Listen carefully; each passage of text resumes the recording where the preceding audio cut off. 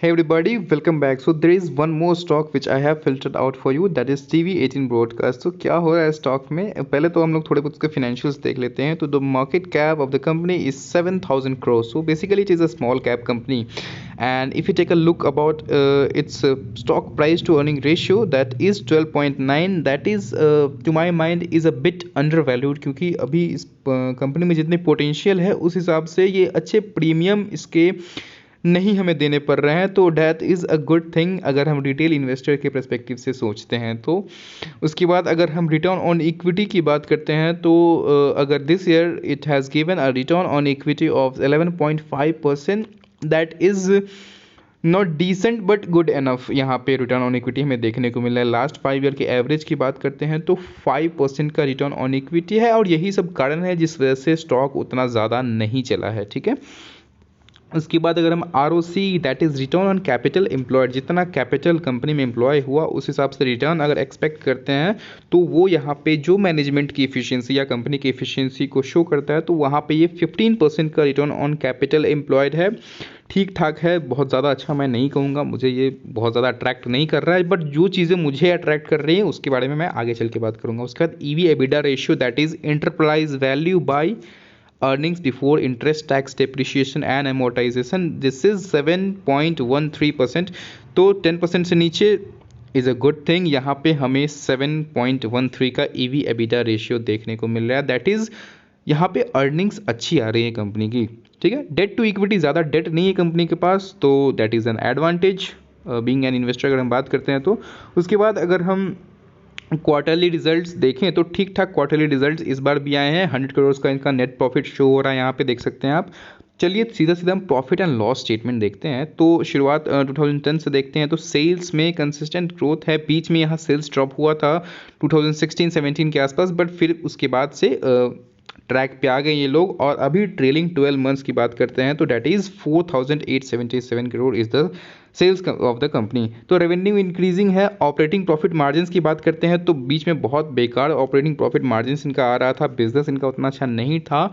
But अभी अगर हम रिसेंटली बात करते हैं, लास्ट कुछ अगर हम फिनेंशियल ईयर्स की बात करते हैं तो डैट इज़ यहाँ पे 14%, फिर अगेन 18%, और अगर हम लास्ट फाइनेंशियल ईयर की बात करते हैं 20% का इनका ऑपरेटिंग प्रॉफिट मार्जिन है. तो ये चीज़ें रिफ्लेक्ट करती हैं नेट प्रॉफिट्स में, तो वो सारी चीज़ें अच्छी बन जाती हैं. यहाँ पे अब अगर मैं आपको नेट प्रॉफिट की बात और ले चलूँ तो यहाँ पे देख सकते हैं आप, पहले इनका नेट प्रॉफिट नेगेटिव में था, धीरे धीरे करके पॉजिटिव में आया. यहाँ पे आप देख सकते हैं 2017-18 के आसपास जब इनका रेवेन्यू सेल सब कुछ कम गया था तो काफ़ी नीचे इनका इवन इनका नेट प्रॉफिट माइनस में भी चला गया था, बट फिर उन्होंने रिकवर किया. और अभी ट्रेलिंग 12 मंथ्स की अगर हम बात करते हैं तो इनका नेट प्रॉफिट 882 करोड़ का है. That is highest ever net profit, लगातार इंक्रीज कर रहा है. बट उस हिसाब से कंपनी का स्टॉक प्राइस उतना ज़्यादा मूव नहीं किया है.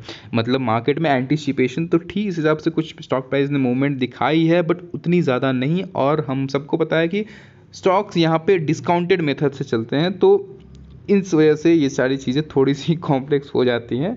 चलिए कोई नहीं. अगर हम इसके बैलेंस शीट देखते हैं तो यहाँ पे आप देखेंगे कि रिजर्व्स, डायरेक्टली प्रोमोटर्स के रिजर्व्स बहुत ही अच्छी तरीके से ग्रो हुए हैं. 2010 में जहाँ 133 करोड़ का रिजर्व था, वहीं अगर हम 20 मार्च 2021 की बात करते हैं तो 3,848 करोड़ का प्रोमोटर्स के पास कैश रिजर्व्स पड़ा हुआ है. बोरोइंग्स के नाम पे 892 करोड़ का लगातार इन्होंने बोरोइंग्स भी कम की है. 1700 करोड़ से कम होकर 900 करोड़ के आसपास इनकी बोरोइंग्स आ गई है. तो ये सारी चीज़ें अच्छी चीज़ें इंडिकेट करती है, बैलेंस शीट इससे अच्छी बनती है. उसके बाद अगर हम देखें जो मेजर चीज़ है वो मैं देखूंगा अभी थोड़ा सा शेयर होल्डिंग पैटर्न्स. तो शेयर होल्डिंग पैटर्न्स इंटैक्ट है. 60% की शेयर होल्डिंग्स प्रोमोटर्स के पास है. FIIs के पास अगर बात करते हैं तो 12.25% की शेयर होल्डिंग्स है, वो भी एकदम से कांस्टेंट है. DIIs ने अपने स्टेक्स कुछ कम किए हैं पिछले कुछ अगर हम सालों की बात करते हैं तो 4% था, मतलब सितंबर 2018 में. अभी उनके पास ऑलमोस्ट 1% के आसपास है. मतलब पिछले कुछ क्वार्टर्स में बढ़ाया भी है, जहाँ पे 0.08% की स्टेक्स थी DIIs के पास. तो हमारे यहाँ पे आप देख सकते हैं कुछ स्टेक्स DII ने बढ़ाए हैं. थोड़ी सी पॉजिटिविटी यहाँ पे दिख रही है. पब्लिक में एक जो इंपॉर्टेंट चीज़ है, यहाँ पे राकेश झुनझुनवाला के पास 2.04% की अभी स्टिल इनके शेयर होल्डिंग्स है. अभी इन्होंने कुछ कम किया है. तो खैर अगर हम लोग पूरी तरीके से चाहें तो बड़े बड़े HNIs को ट्रैक नहीं कर सकते, इन्वेस्टर्स को ट्रैक पूरी तरीके से नहीं कर सकते हैं, क्योंकि यहाँ पे डेटा डिले होती है, बिल्कुल डिले होती है और हम पूरी तरीके से ट्रैक नहीं कर पाते हैं। ट्रैक करने की कोशिश करते हैं तो उसमें भी हमें लॉस हो जाता है, क्योंकि इनकी रिस्क एपेटाइट अलग होती है, इनकी सोचने समझने की इनके पास टीम होती है पूरी। तो आप पूरी तरीके से इनको कॉपी नहीं कर सकते हैं, बट हाँ थोड़े बहुत आइडिया ले सकते हैं कंपनी के बारे में, ठीक है।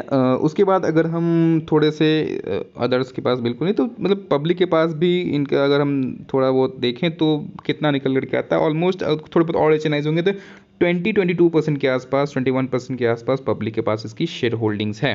तो चलिए अब थोड़ा बहुत हमने फिनेंशियल्स देख लिया। उसके बाद अगर हम इसके टेक्निकल्स पे थोड़ा चल के देखते हैं, ऑल्दो इस पर थोड़ा मुश्किल होगा टेक्निकल्स देखना फ़ोन पे, बट स्टिल मैं कोशिश करता हूँ बताने की। मेरे पास लैपटॉप नहीं है, सॉरी।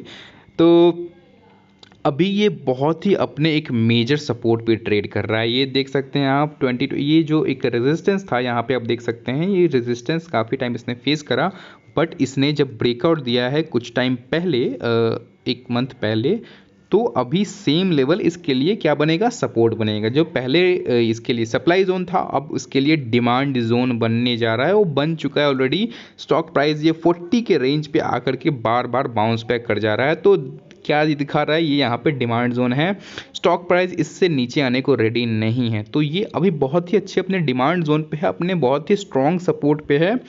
स्टॉक बुलिश है, मतलब काफ़ी टाइम तक इसने कंसोलिडेशन दिखाई है, बट अभी बुलिश है। तो एक छोटा सा ये पुल बैक आप समझो इसे, एक रैली के बाद ये पुल बैक इसने दिखाई है, तो आप यहाँ पे एक पोजीशंस बना सकते हो। कंपनी के रिजल्ट्स अच्छे हैं, तो ये सारी चीज़ें अगर सपोर्ट कर रही हैं तो कंपनी अपना ऑल टाइम हाई, अगर ऑल टाइम हाई नहीं भी तो अपना रिसेंट हाई तो लगाने जा ही रहा है। अगर वो 48 का रिसेंट हाई भी लगाता है तो यहाँ से सीधा सीधा 20% का आपको गेन देखने को मिल जाएगा विद इन फ्यू वीक्स, मैं कहूँगा आपको इजीली देखने को मिल जाएगा। तो ये आपके लिए एक स्विंग ट्रेड होने वाला है। अगर आप चाहो तो इस स्टॉक में अपनी पोजीशंस बना सकते हो with your proper due diligence. This is not any stock recommendation from my side, because मैं चाहता हूँ कि आप रिस्पॉन्सिबली अपने हिसाब से ट्रेड्स लो, मुझे इसके लिए ज़िम्मेदार नहीं ठहराओ आप।